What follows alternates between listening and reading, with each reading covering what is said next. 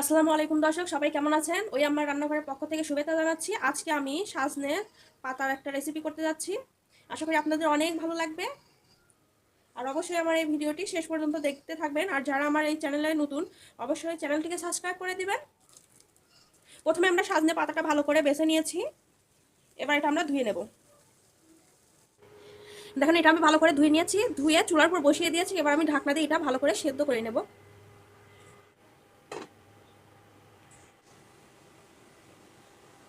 দেখেন, এর মধ্যে এখন আমি সামান্য একটু লবণ দিয়ে দেবো।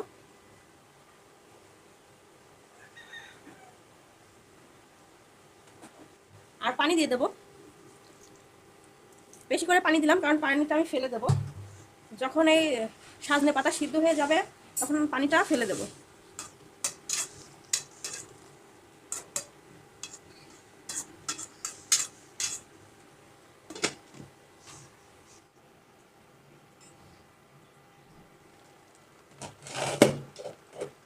দেখেন, সিদ্ধ আমাদের হয়ে গেছে। এবার আমরা নামিয়ে ফেলবো। দেখেন, এটা কিন্তু ডালায় আমি ছেঁকে নিয়েছি আর চিপিও নিয়েছি। দেখেন, প্যানটা বসিয়ে দিয়েছি। এর মধ্যে প্রথমে কয়েকটা কাঁচামরিচ দিয়ে দিচ্ছি। কাঁচামরিচটা প্রথমে একটু ভেজে নেব।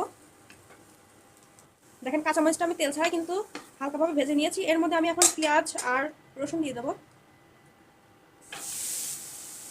রসুনটা কিন্তু আমি ছুরি নাই।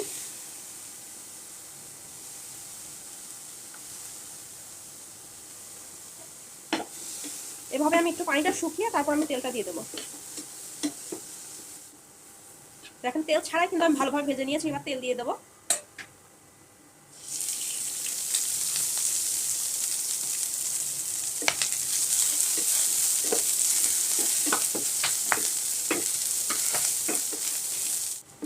দেখেন, সবকিছু আমি ভালো করে কালার করে একদম ভেজে নিয়েছি।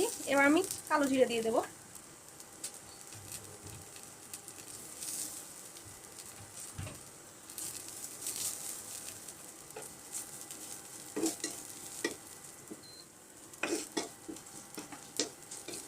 কালো জিরা দিয়ে একটু নাড়াচাড়া করে কিন্তু নামিয়ে ফেলবো।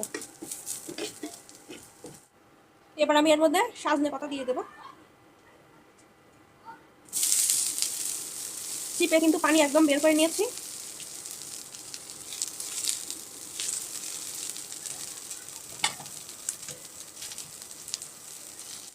আবার আমি লবণ দিয়ে দিচ্ছি।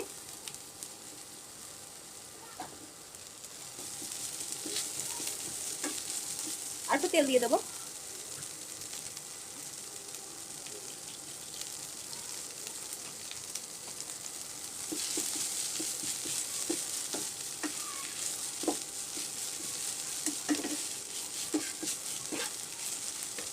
দেখেন, সজনে পাতা কিন্তু আমি অনেক সময় ধরে ভেজে নিচ্ছি।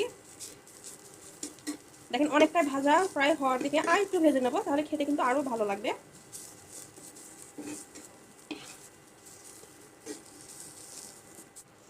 দেখেন, ভাজা আমাদের হয়ে গেছে।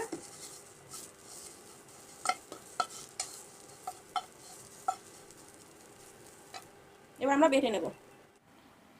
দেখেন, পাটাটা আমি সুন্দর করে ধুয়ে পরিষ্কার করে কিন্তু শুকনো করে রেখে দিয়েছি। এবার আমি বেটে নেব।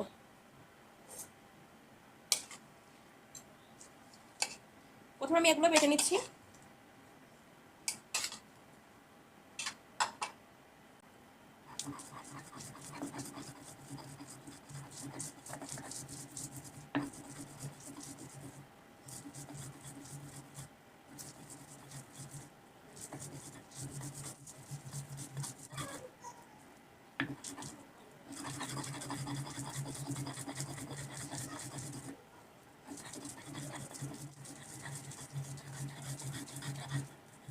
দেখেন, এগুলো আমি ভালো করে বেটে নিয়েছি। এবার আমি এগুলো উঠায় রাখতেছি।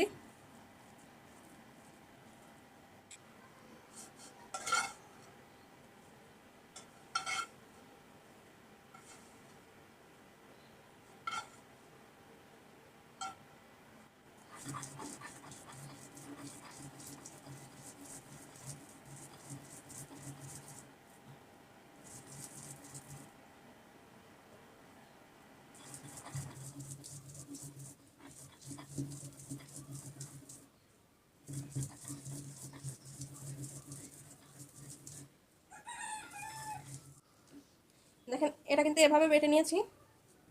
যেহেতু এটা ভাজা বেশি হয়েছে, তাই এটা আমি একদম ফিনিশ করে বাটবো না, এভাবেই কিন্তু খেতে অনেক মজা লাগবে। হাত দিয়ে কিন্তু আমি ভর্তা করে নেব। প্রথমে আমি বেটে নিয়েছি একবার করে, পরে আমি এটা হাত দিয়ে মাখিয়ে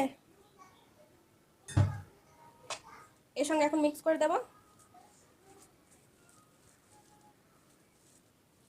এভাবে একবার ভর্তা করে খেয়ে দেখবেন, একদম দুর্দান্ত লাগবে, কিন্তু খেতে অনেক মজা হয় এটা।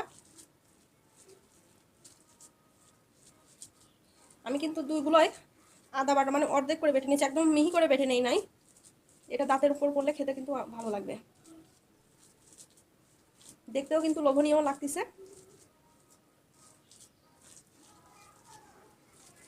এবার দেখবো লবণ হয়েছে নাকি।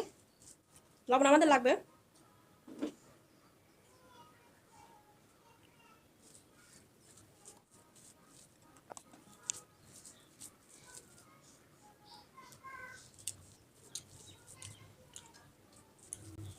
দেখেন ভর্তাটা আমাদের একদম তৈরি হয়ে গেছে।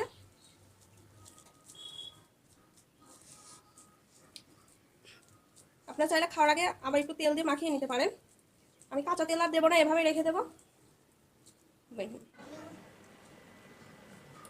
দেখেন তৈরি হয়ে গেছে সাজনে পাতা ভর্তা, লেবুতে জাস্ট জমে যাবে। সবাই ভালো থাকবেন, খুদা হাফেজ।